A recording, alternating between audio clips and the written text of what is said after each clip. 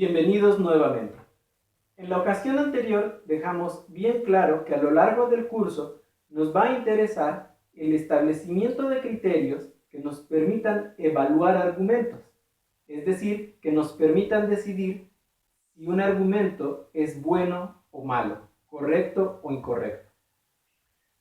En esta ocasión, abonando a esto, vamos a hablar acerca de cómo vamos a entender lo que es un argumento.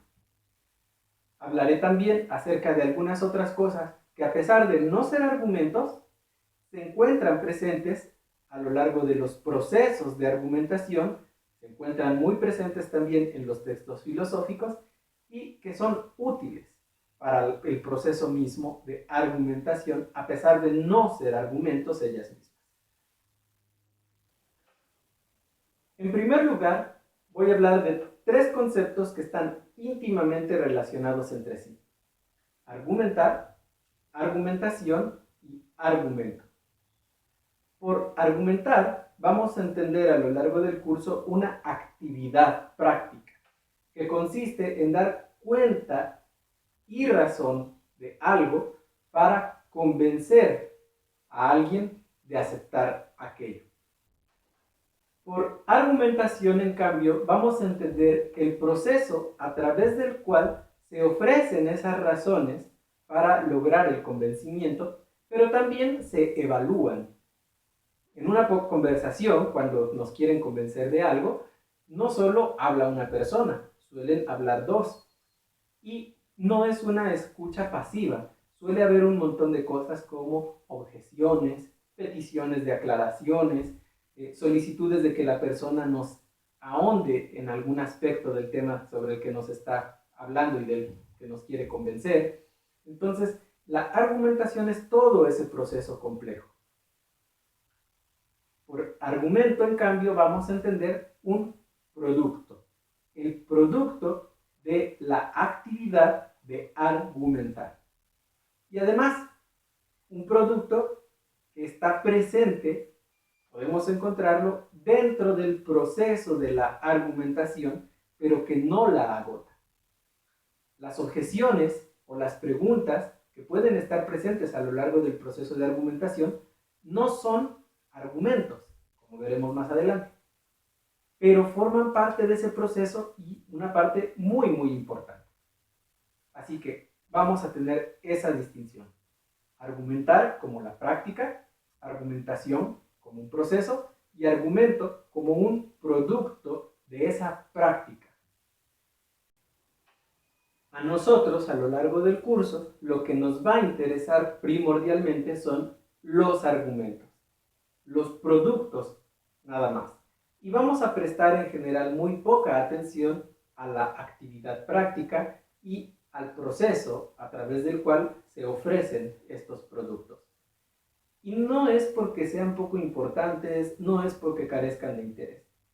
Simplemente se trata de una cuestión bastante tradicional. Como les he mencionado en un video anterior, desde hace mucho se consideró que el objeto principal de estudio de la lógica son los argumentos. Y ha habido otras disciplinas u otras áreas que se han ocupado o interesado más por esas cosas que nosotros dejamos fuera. Por ejemplo, la retórica, la dialéctica y más recientemente una tradición, ya la podemos considerar así, que se llama la pragmadialéctica, que sí prestan más atención a estas cuestiones involucradas en las prácticas y sus procesos. En nuestra manera de entender argumento, hay que hacer una distinción además. Va a haber al menos dos sentidos en los que vamos a manejar este concepto. Si ustedes ven, por ejemplo, el libro de lógica de North y Royal, van a encontrar la siguiente definición. Ahí dice: un argumento es una secuencia de enunciados, uno de los cuales es la conclusión y los demás son las premisas. Es decir, información que sirve para probar o al menos brindar alguna evidencia de que la conclusión se sostiene. Esa es una manera.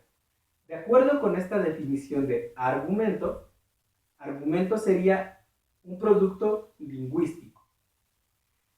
Puede estar escrito o puede estar plasmado a lo mejor en una grabación, ya sea de audio, ya sea de video, pero va a ser eso, un producto lingüístico, conformado por una serie de enunciados, dentro de los que vamos a distinguir uno, que es la conclusión, y otros, que son las premisas, y dentro de los cuales, además, se dice que la conclusión se fundamenta o se apoya en esas premisas. Esa es la primera manera de entender. La otra forma en que vamos a entender argumento a lo largo del curso es ya no como este producto lingüístico, que podría ser, por ejemplo, un texto, sino como el contenido expresado por ese producto. Y considerado así, tenemos otra definición de argumento, que es la que más vamos a utilizar. De acuerdo con ella, un argumento es un conjunto de proposiciones, una de las cuales recibe el nombre de conclusión y se sigue o se pretende que se siga lógicamente de las otras que reciben el nombre de premisas. Voy a explicar cosas importantes que están presentes en esta definición. Entendido como producto lingüístico, dijimos que un argumento está conformado por enunciados. Ahora decimos que está conformado por proposiciones. Hay una relación estrecha entre ellos, pero no se confunden. Observemos, en primer lugar, que hay enunciados que pueden ser verdaderos o falsos y otros que no. Si yo llego a la tienda y le pregunto al vendedor, ¿tiene usted azúcar? Esa pregunta, ¿tiene usted azúcar?, es un enunciado, pero no es ni verdadero ni falso. Sería raro que alguien dijera que lo que yo digo, en ese caso, es verdadero. Cuando yo llego y le digo a alguien, por favor, pásame la sal, ese enunciado, por favor, pásame la sal, tampoco es verdadero ni falso. Estoy haciendo una petición, una solicitud. En cambio, si yo digo, el cielo está nublado, eso sí puede ser verdadero o falso. Alguien puede ver el cielo y decir que lo que yo dije es correcto o no. Yo hablé con verdad o más bien dije una cosa errónea. Aquí vamos a decir que esos enunciados que sí pueden ser verdaderos o falsos son los que nos van a interesar. Y diremos que esos enunciados son los que expresan proposiciones. Muy importante ver esto. Expresan proposiciones.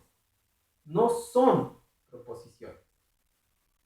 Las proposiciones vamos a entenderlas como el contenido, el significado de esos enunciados. Y esto es muy importante porque cuando las entendemos como el contenido, quiere decir que podemos tener enunciados diferentes que a pesar de eso expresen el mismo contenido. Y en este sentido, distintos enunciados expresarían la misma proposición. Un ejemplo bastante claro, espero, se puede dar cuando tenemos lo mismo, pero dicho en diferentes idiomas. Yo puedo decir en español, la nieve es blanca. Pero puede llegar alguien y decirme en alemán, die Schnee ist weiß. Y está diciendo exactamente lo mismo.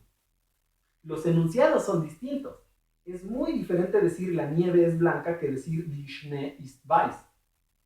Pero el contenido, el significado de esos dos enunciados tan diferentes es exactamente el mismo. Son expresiones que diríamos son sinónimas. Así que consideraremos que esos dos enunciados, a pesar de ser muy diferentes entre sí, expresan ambos la misma proposición. Dado que que según esta definición los argumentos son conjuntos de proposiciones, si sumamos eso con lo que dije antes, significa que así como una misma proposición puede ser expresada por diferentes enunciados, bueno, un mismo argumento podría ser expresado por diferentes conjuntos de enunciados. Podríamos leer dos cosas muy distintas en términos de las palabras que se están utilizando y la manera en que se ordenan, incluso el idioma, y aún así, esos dos parrafitos que leamos pueden estar expresando exactamente el mismo argumento de acuerdo con esta perspectiva. Y, claro, aunque un argumento, en el sentido que acabo de decir, no se identifica con sus diferentes expresiones lingüísticas, así como las proposiciones no se identifican con los distintos enunciados que las expresan, parece más o menos claro que no podemos acceder a las proposiciones a no ser que se expresen de alguna manera. Y en parte es por esto que vamos a tener esta doble manera de entender argumentos. Como producto lingüístico, conformado por una serie de enunciados con ciertas características, es decir, que pueden ser verdaderos o falsos, o bien como el contenido, como el significado, entonces como un conjunto de proposiciones dentro de las cuales podemos distinguir premisas y conclusiones. Bueno, todo esto para aclarar el concepto de proposiciones y cómo es que relacionado con esto se entendería argumentos. Todavía hay algo que aclarar en esa definición, porque decíamos que un argumento lo vamos a entender como un conjunto de proposiciones dentro de las cuales distinguimos una, llamada conclusión, que se sigue de las otras que reciben el nombre de premisas. Esto de se sigue lo vamos a entender en principio de forma muy general como una especie de garantía. Diremos que la conclusión se sigue de las premisas en el sentido de que la verdad de esas proposiciones garantiza de alguna manera la verdad de la conclusión. Dicho de otra forma, que si las premisas son verdaderas, la conclusión entonces también sería verdadera. Algo que vamos a ver a lo largo del curso es que la fuerza de esta garantía es variable, que no todos los argumentos ofrecen la misma fortaleza en esta garantía y que por eso vamos a poder distinguir tipos de argumentos y además criterios diferentes para evaluar los distintos tipos que distingamos. Ya con esta definición queda claro que no todos los conjuntos de proposiciones serían argumentos, solo aquellos en los que podemos establecer esa distinción entre premisas y conclusión, entre unas oraciones que apoyan a otra y esta que recibe cierto fundamento en las demás. Eso es lo que distingue a los argumentos de otros tipos de discursos y de otros tipos de expresiones lingüísticas conformadas también por enunciados que pueden ser verdaderos o falsos. Tomemos un ejemplo de argumento, va a ser uno tomado de Tomás de Aquino. Según él, nos dice, la ley humana se hace para la multitud de seres humanos. La mayoría de los seres humanos no son perfectos en virtudes. Por lo tanto, las leyes humanas no prohíben todos los vicios. Este argumento lo pueden encontrar en la Suma Teológica, prima secundaria, cuestión 96, artículo 2. En este caso, tenemos todas las características que vimos. Si lo tomamos como producto lingüístico, podemos ver que está compuesto por enunciados declarativos, enunciados que pueden ser verdaderos o falsos. y que dentro de ellos hay uno que parece estar apoyándose en los demás, el último específicamente. Entonces, la conclusión sería: las leyes humanas no prohíben todos los vicios, mientras que las oraciones que se presentan antes serían las premisas. Si adoptamos la otra perspectiva y lo vemos no tanto como el producto lingüístico, sino como el contenido, significa que habría diferentes maneras posibles de expresar exactamente lo mismo que este pequeño texto. Y bueno, podríamos tener, por ejemplo, la traducción de este texto al inglés o al francés, y ya con eso tendríamos enunciados distintos que estarían expresando exactamente el mismo contenido. Entonces, en ese caso, el argumento no sería ese pequeño parrafito, sino el contenido del mismo, el significado que está expresado tanto por ese párrafo en español como lo estaría por ese párrafo en inglés o en francés o en su original en latín.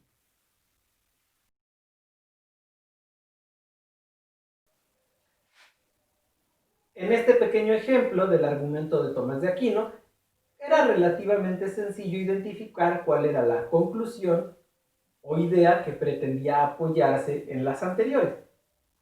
Pero no siempre es así. A veces tenemos textos, párrafos enteros, a veces muy largos, en los que no es claro si estamos o no frente a la expresión de un argumento. Y para eso vamos a tener algunos criterios que nos ayudarán a decidir la cuestión. En primer lugar, tenemos los marcadores de conclusión. Estos son una guía bastante útil, aunque no es segura. Vamos a ver por qué. Los marcadores de conclusión son algunas expresiones lingüísticas que suelen indicar que lo que sigue o que cierta idea está fundamentada en las otras. En el caso del argumento de Tomás de Aquino era este por lo tanto. Además de esta expresión, podemos encontrar otras como así pues, en conclusión, por ello.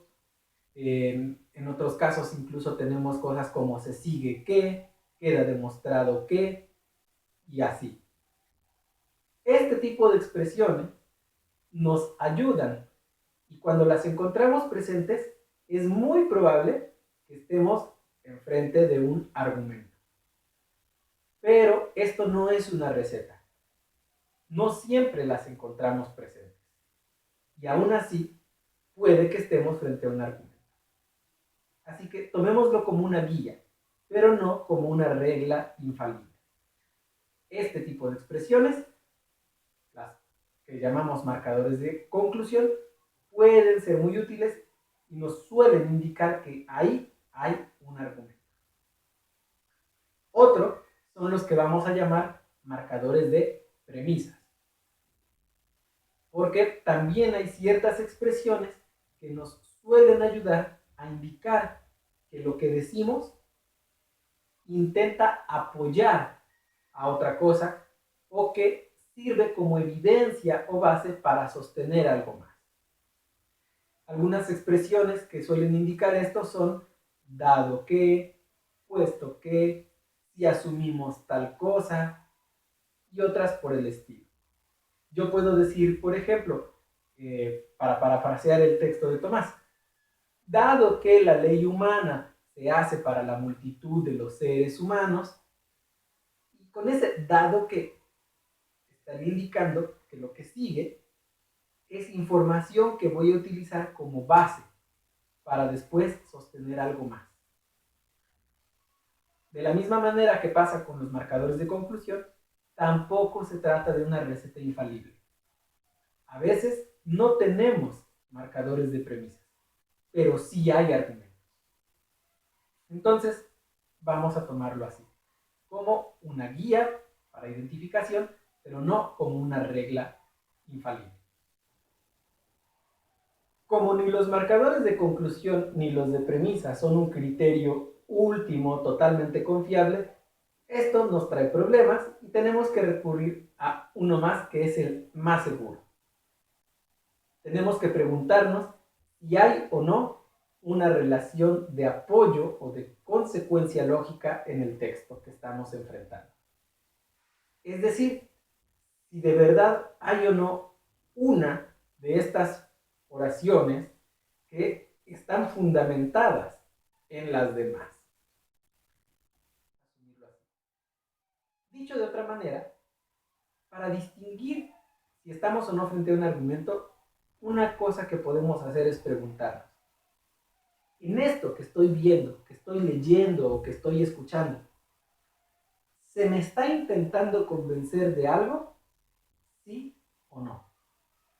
Y en caso de que sí, se me está ofreciendo evidencia, se me están ofreciendo razones para convencerme de esto.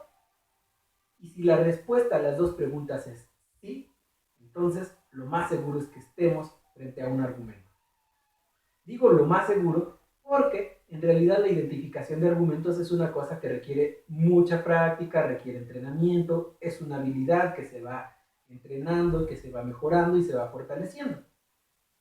Cuando estamos comenzando, es usual que tomemos por argumentos cosas que en realidad no lo son. O al revés, que estemos frente a un argumento, pero nosotros no seamos capaces de reconocerlo. De todos modos, estas preguntas que les acabo de plantear pueden ser muy útiles al momento de decidir si lo que tenemos enfrente es o no un argumento. Repito, preguntarnos: ¿me están intentando convencer de algo? Y en segundo, ¿me están ofreciendo razones o evidencia para convencerme de aquello? Esas son dos preguntas fundamentales que nos van a ayudar muchísimo. Y nos van a ayudar también a identificar cuál es la conclusión y cuáles serían las premisas. La conclusión sería aquello de lo que nos están intentando convencer, mientras que las premisas serían las razones o evidencia que se nos presenta para convencernos de eso.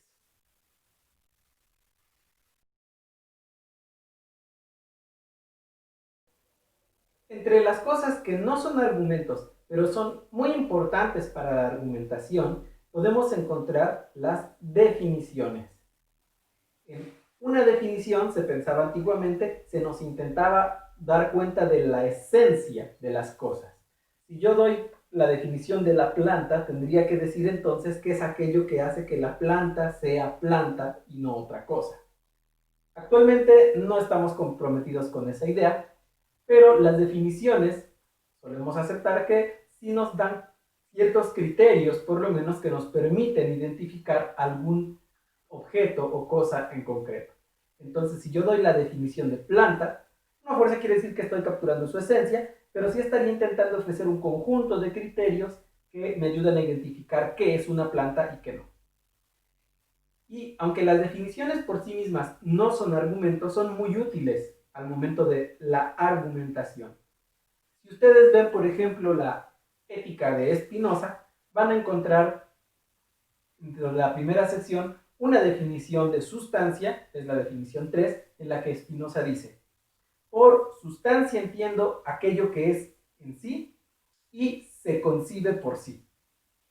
Y agrega, es decir, aquello cuyo concepto no necesita de otra cosa por el que deba ser formado. Después tenemos la definición 5, en la que va a decir: por modo entiendo las afecciones de la sustancia, o sea, aquello que es en otro, por medio del cual también es concebido. Esas son dos definiciones. Por sí mismas no son argumentos. Sin embargo, a partir de esas dos definiciones, Spinoza va a concluir: la sustancia es por naturaleza anterior a sus afecciones. Y la única justificación que da para esta última idea es que se sigue, obviamente, dice él, de la definición 3 y 5. Entonces, aunque esas definiciones por sí mismas no son argumentos, en este caso se convirtieron en premisas de un argumento. Las descripciones. A diferencia de la definición, en la que se trata de dar criterios para identificar un tipo de objeto, las descripciones más bien se trata de decir cómo es algún objeto en particular o alguna cosa en especial. Yo podría describir la planta otra vez y entonces hablar acerca de cómo es la forma de sus hojas, cuál es su color, la forma de sus tallos, su grosor, el color de sus flores y otras cosas. Y eso sería la descripción. Un ejemplo de cómo se pueden utilizar las descripciones dentro de la construcción de argumentos se encuentra en el primer capítulo de Los problemas de la filosofía de Bertrand Russell. Hay una parte muy bonita en la que Russell habla acerca de la mesa que dice que tiene enfrente y entonces habla del color de la mesa, de su brillo, dice que tiene un sonido cuando uno la percute. Y de pronto, después de esto, dice, bueno, parece que cualquier persona que vea la mesa estaría de acuerdo con mi descripción. A partir de allí dice que eso va a cambiar de acuerdo a la perspectiva de cada quien, porque si te paras de un lado, el color se ve distinto que si te paras del otro, etc. Y ahí va a empezar a construir toda una serie de problemas, y esa descripción de la mesa acaba formando una especie de premisa para un argumento. Aunque tengo la impresión de que en filosofía no es tan usual, los relatos también forman parte de esas cosas que sin ser argumentos pueden utilizarse en la construcción de argumentos o de argumentaciones. Tengo la impresión, en una de esas ya es tan solo ignorancia de mi parte, así que discúlpenla. Pero, insisto, las narraciones, estas maneras estructuradas de dar cuenta de unas sucesiones de hechos con una especie de trama, también pueden emplearse dentro de estos procesos. En la Biblia, por ejemplo, en Samuel 2:12, si no me equivoco, tenemos el caso del profeta que llega ante el rey David y le cuenta una historia. La historia de una persona que era pobre y que solo tenía una oveja a la que quería mucho, y su vecino, que era rico, en cambio, de todos modos, que posee varias cosas y varias ovejas, al momento de agasajar a un visitante, decide tomar la oveja del vecino pobre para ofrecérsela a su huésped.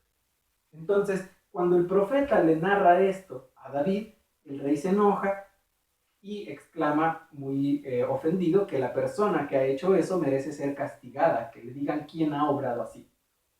E inmediatamente el profeta le dice, tú has actuado de esta manera, y le recuerda su comportamiento para con otra persona. En este caso, entonces, el relato parece construirse como una especie de premisa de un argumento que le sirve al profeta para mostrar al rey que aquello que hizo fue incorrecto. Hay muchas otras cosas que, sin ser argumentos, se pueden emplear de maneras muy útiles y muy interesantes en los procesos de argumentación, pero no vamos a poder ver todas. No importa. Lo más importante en este caso es entender, dejar bien claro que eso pasa, que al momento de construir argumentos podemos recurrir a muchas cosas y que pueden ligarse, relacionarse y utilizarse de diversas formas. Así que debemos ser bastante cuidadosos para poder identificar qué sí es un argumento, qué no lo es, pero también para que al momento de encontrar en un texto cosas que no son argumentos, no descartemos de inmediato la posibilidad de que se trate de un texto argumentativo.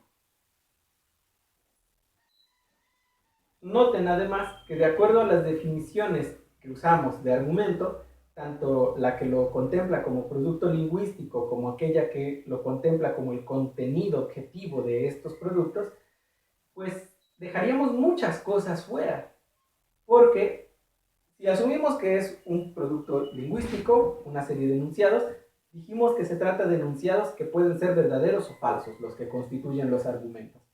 Así que todas aquellas cosas que incluyan, por ejemplo, preguntas, automáticamente quedarían descartadas como expresiones de argumentos.